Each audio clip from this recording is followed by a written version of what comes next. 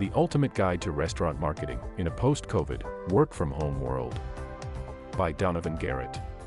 Copyright 2023, Algorithm Studios. Chapter 1. Introduction and Welcome. Food is symbolic of love, when words are inadequate. Alan D. Woolfelt. First and foremost, I want to express my sincere gratitude for taking a chance and purchasing this book. I'm proud to say that it's taken a lot of research, sticky notes, coffee, and quite a few sips of bourbon to get here. I've worked tirelessly over the past year or so to write this book, because I care about you as a restaurateur and small business owner. Not only do I care about you personally, but I want to see you thrive as we enter what I feel will be one of the deepest recessions in modern U.S. history. I care about small restaurants because they represent something more than just a place to eat. They are the heart and soul of our communities. I truly believe this book, and others like it, are needed in today's marketplace. Since I couldn't find anything quite like it to help my marketing clients who own small local independent restaurants, I decided to write it myself. I'm confident that this book will help you. My sincere hope is that after reading this book, you will wholeheartedly agree. It is often said that time is the great equalizer. Here's what I mean. In life, we all have similar assets of time, money, and emotional energy. Although the amount of money we possess varies from person to person, the amount of time we are given is the same. We each have 24 hours in a given day. It is what we choose to do with that time that sets us apart from one another. I'm going to challenge your thinking a bit, and add that focus and attention are assets as well. As we get further into marketing and discuss ways to monetize the attention of others, you'll see why. But, for now, suffice it to say that focus and attention are two of the most valuable things that you can obtain from your audience, and I want to assure you that neither your time nor attention will be wasted by reading this book. As a society, we seem to have lost our way in many areas. As one writer stated, we are drowning in information, yet starving for wisdom. We've substituted basic life skills such as learning to cook, mend clothes, shop for food, set a household budget, and repair a flat tire, for shallow skills such as the newest dance crave on TikTok, or getting 100 likes on Instagram. Most importantly, despite the abundance of information we have at our fingertips, we've all but stopped reading, learning, and investing in our self-education. This is a very sad state of affairs because when we stop learning, we stop growing. When we stop growing, we stop being useful to society. What we learn in trade schools, colleges, and universities can only take us so far. As one famous speaker stated, formal education will make you a living, self-education will make you a fortune. Jim Rohn. Why is this statement so profound, yet so elusive to the majority of people? Because times change. Rules change. Business changes. Technology changes. Our world is constantly changing around us. We must adapt. Or face extinction. We must change our strategy in both business and life to understand and adhere to the world that we find ourselves in. The problem? Most people don't want to change themselves. The thought of them changing who they are inside is a totally foreign concept. They are filled with hope and delusion, thinking that the world will change to suit their wants, their needs, and their desires. They are focused on themselves, entertainment, comfort, and seeking a life that suits their preconceived notions of what an average middle-class lifestyle entails. This is entitlement at its best. Because most people aren't willing to learn, grow, adapt, and change, they never move forward in life.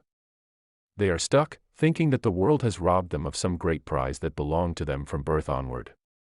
Our world today is no longer the same one that it was in the 1990s, or even the early 2000s. Things are different now. There's no going back to where we were 10 or 20 years ago. As a restaurant owner, you no doubt already know this. Ordinary people seek entertainment. Extraordinary people seek education and learning. Benjamin P. Hardy. Think of this book as a guidepost, one of many that you'll use to help navigate your journey through the next few years. This book, like all books, is written at a specific point in history. At some point, the tips, strategies, and methodologies you find written may become obsolete, but know that in 2023, they are very much on point.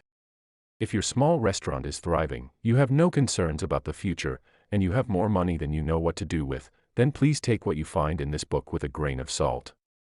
However, the state of most small restaurants today is far removed from this.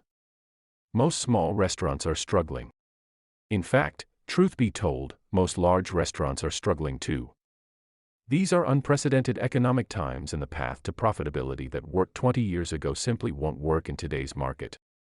This book is meant to provide you with some fresh ideas on how to reach and engage customers in an ever-changing, technology-driven world.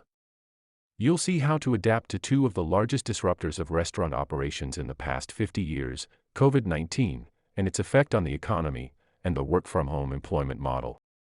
Food. A shared love story. One cannot think well, love well, sleep well, if one has not dined well. Virginia Woolf. Before we get too deep into the subject matter, I'd like to switch gears for a moment. Now, I don't know you, although I'd like to. I don't know what led you to become a restaurateur. However, I do know that it takes a special person to want to get into this industry. The long hours, thin profit margins, and very little room for error on both the business side and the creative side takes a very smart, talented, tenacious individual. My guess is that your journey began with a love of food, coupled with a love of people. Maybe you started as a chef, line cook, or even watching shows on the Food Network, which inspired you to eventually open your own restaurant. Now, I'm going to go out on a limb here and make an assumption. You have a passion for food. And I don't mean the type of enjoyment that an average person gets from a well-cooked meal at home. No. It's deeper than that. Much deeper. I'm talking about a love of food that transcends just finishing a good meal. You are borderline obsessive about getting that recipe just right. Or, maybe there is no borderline. You love seeing people's eyes light up when they see their food coming to the table. You can't wait to successfully seat 1, 5, or 200 guests. The environment is chaotic, but also strangely intoxicating. This is the stuff you live for. The sound of the silverware banging together as the place settings are arranged. The clanging of dinner plates being stacked. The smell of base sauces simmering, and of fresh produce being brought in from the back. The low rumble of guests making idle chatter as they wait excitedly for their dishes to arrive. You're a restaurant owner. Plain and simple. Since I don't know your exact story, I'll share mine. I share your passion for food, but not quite at that level. I grew up poor. I'm not ashamed to say that as a child, there were times when we were food insecure. My mother did the best she could, sometimes working as many as 3 jobs to support us. My mother was my biggest hero. She still is. Despite her best efforts, we sometimes didn't have many options for dinner. She taught me how to make simple meals, and we shopped accordingly. Over time, I started peeking into the cookbooks she had in the living room gathering dust. I started learning how to cook, not based on what we wanted, but based on what we had available in the kitchen. As I reflect back on those distressing times, I can't help but smile and reminisce. It's amazing how creative and innovative you can become when you open the refrigerator and little more than a light bulb stares back at you. Sometimes I bombed. Sometimes I burned dinner. My mother would smile, thank me for doing my best to make dinner, and then she'd go to bed hungry. I learned. I improved.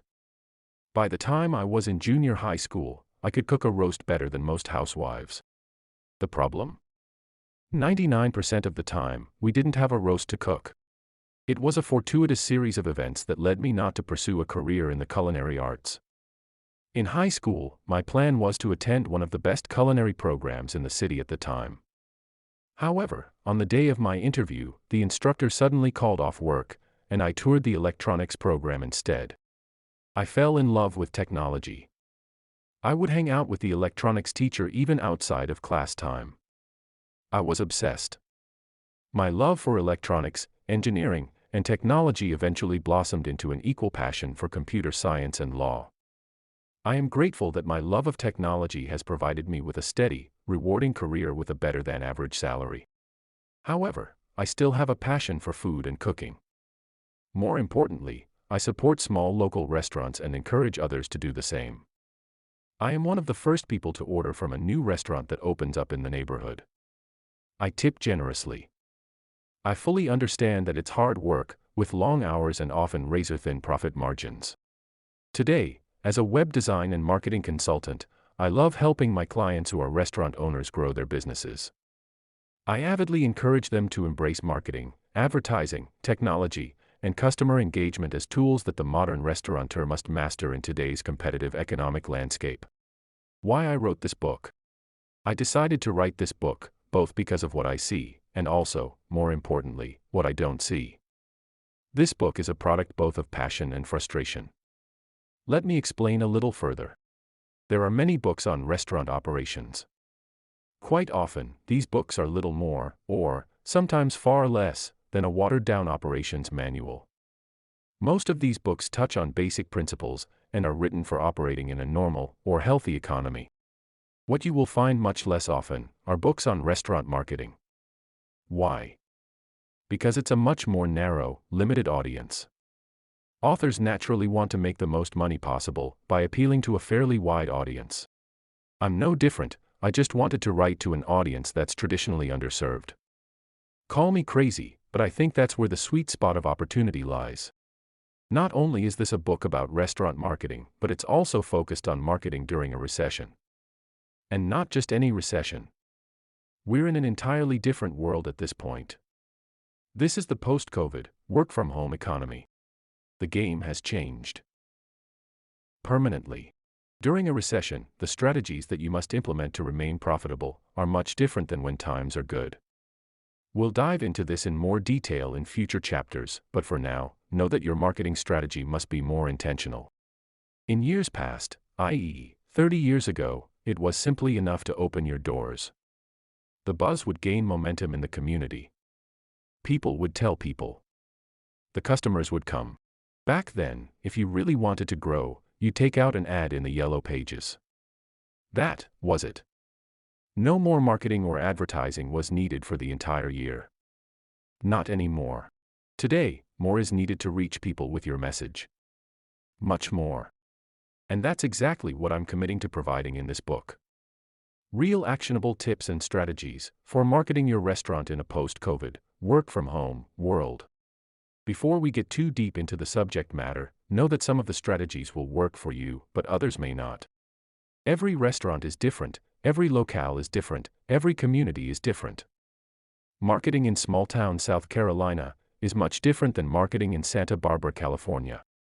The key to marketing successfully is to find what works and double down on it. Quickly discard what doesn't. Go with your instincts and seek the expertise of others when it makes sense. Remember that everyone is struggling in this economy. Even your competitors. A recipe for disaster.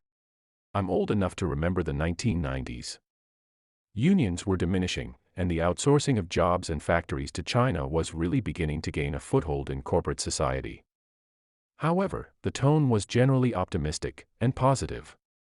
Due to an overall healthy economy, people focused on pursuing a solid middle-class lifestyle and the trappings of suburban life. Big chain restaurants began to rule the American landscape. Who can forget Boston Market, Olive Garden, Red Lobster, TGI Fridays, etc., were the go-to spots for family dining. In fact, no matter where you traveled in America, you could find at least one of these restaurants in most strip malls. Today, however, the landscape is much different. After 30-plus years of factory outsourcing, U.S. manufacturing has been decimated.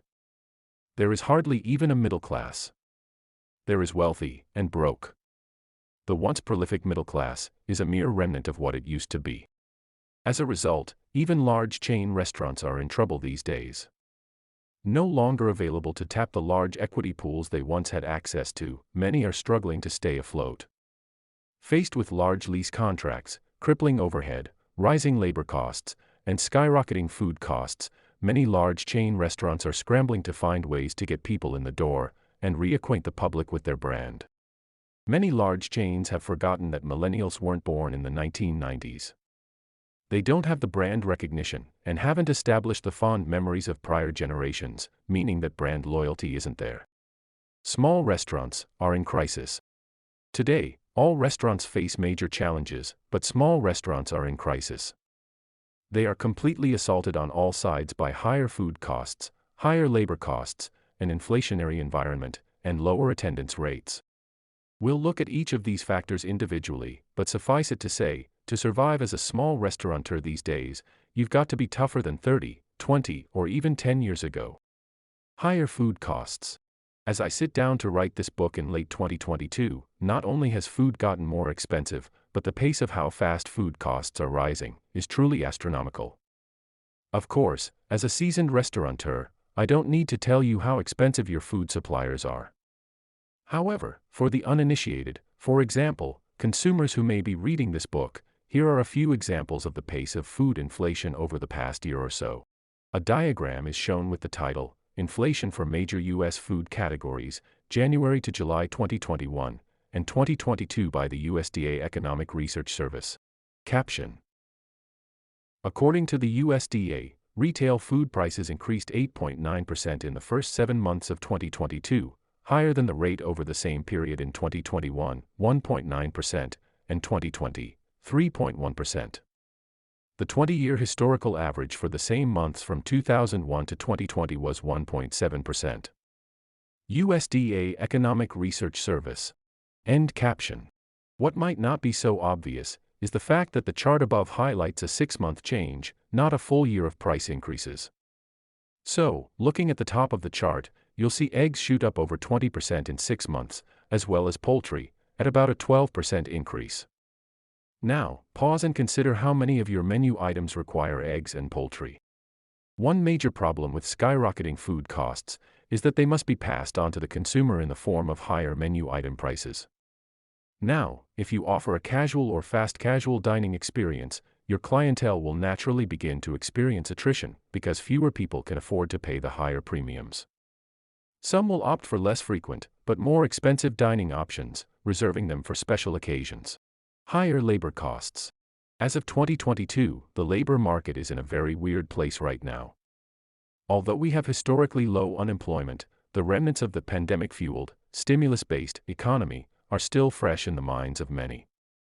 This has resulted in an unprecedented number of people simply opting to either take gig-based work or simply not work at all. In fact, according to one article, over 7 million working-age males in the United States have simply opted to not work at all. As the article stated, the decline in male participation in the workforce is the most chilling metric of all, since it's an indication of what's to come. It went on to note. Some employers, like restaurants and airlines, are reportedly offering higher wages, although economists say this could be contributing toward inflation, since higher labor costs can drive up prices. The U.S. labor shortage will probably have to be solved by some combination of immigration, automation, and recession, but adds, this is far from likely to reduce popular angst and discontent. As one poet lamented, strange times these are, indeed. Emboldened by over 2 years of government stimulus, suspension of debt payments from mortgage forbearance, eviction moratoriums, and repeated student loan repayment pauses, some have simply checked out of the workforce. Permanently. As in, stick a fork in me. I'm done. Many are opting instead to play video games and move back home with their parents. The unintended consequence of this is that labor costs have been driven up substantially for subpar to mediocre work. The market has rewarded anyone willing to even show up to work, regardless of actual skills or experience. This imbalance of the workforce is truly unprecedented.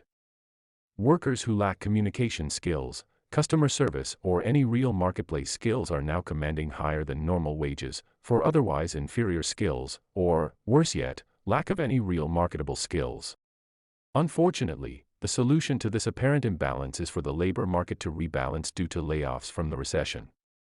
As more, and better qualified, workers enter the workforce due to mass layoffs and are forced to accept lower wages, the labor market will begin to balance itself out. Yes, it's an unfortunate, unpleasant truth, but it is still the truth. Now, for the good news. However, there is good news in all this. Despite the apparent economic woes, people are still out there. As we'll go into more detail in another chapter, just because your diners work from home doesn't mean that they've disappeared. They're simply no longer at the office. Since their location changed, so must your strategy to reach them and get them back to your restaurant. Honestly, diners love to frequent small, independent restaurants like yours. They crave fresh food and familiar, friendly faces. Moreover, they truly want to patronize and support their local community. This is especially true if your small restaurant represents an underserved ethnic minority. Remember that you can offer what large chains can't: a small, local, community environment that can appeal to remote workers, who are often looking for alternative workspaces during off-peak hours that appeal to their sense of community and their values. What's the rub? They won't automatically come to you. You must apply time-tested marketing techniques to reach them with your message. Ready? Great. Let's begin.